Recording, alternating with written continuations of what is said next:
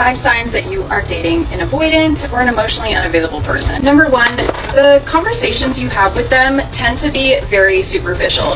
It is difficult to get past a superficial level with them and talk about things that are deep or talk about feelings because they deeply struggle with intimacy. You might come to them with a problem you're having. Maybe you just got in a fight with a family member or something and you're crying and you're upset, and you might vent to them about the whole thing.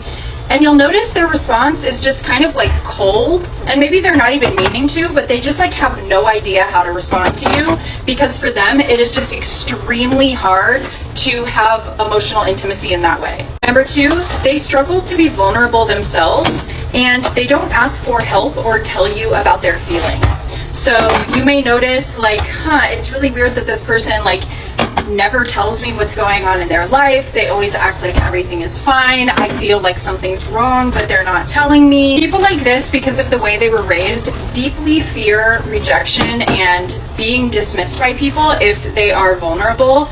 They believe that being vulnerable in front of someone and like showing your emotions is perceived as weakness, and so they stay away from that at all costs. Number 3, you may notice that during certain points in the relationship, especially after a period of time where the two of you have been super close, so maybe like you go on a little mini vacation, you stay at a hotel for a couple days and you have a really nice time together, that after you get back, this person starts taking space and like maybe not answering their phone as much, or you know, just acting like cold and distant, and you're like, what the fuck, we just had this amazing time.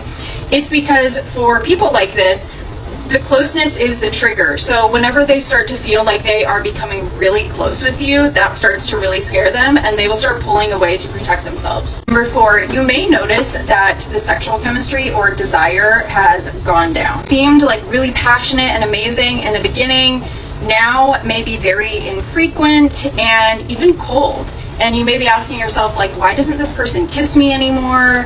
Why are they having a hard time with certain like sex acts that we used to do all the time? Why does it feel like they're not attracted to me or they don't desire me? What happens with people like this is that it's very easy for them to be vulnerable and intimate in this way in the beginning when they don't know you very well.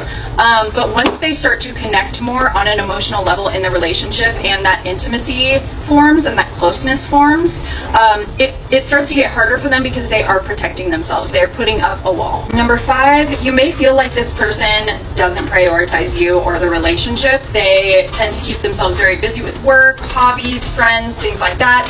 And you may feel like, how come they're able to prioritize all these other things, but they can't do that for me? Why don't they set aside time for me? Why isn't this important to them? People like this prioritize their independence over anything else in their life because they believe if they lose that they are losing their identity. They do this as a survival mechanism. Last thing I'll say is that just because I'm explaining these things doesn't mean I'm excusing them. If you're experiencing these things in your relationship and your partner is not communicating with you and you're feeling confused, anxious, like this person's not desiring you or attracted to you, that is valid, and you shouldn't feel that way in your relationship. Get educated on what avoidant people are like so you can try to understand what might be going on in your relationship, because you deserve to have your efforts reciprocated.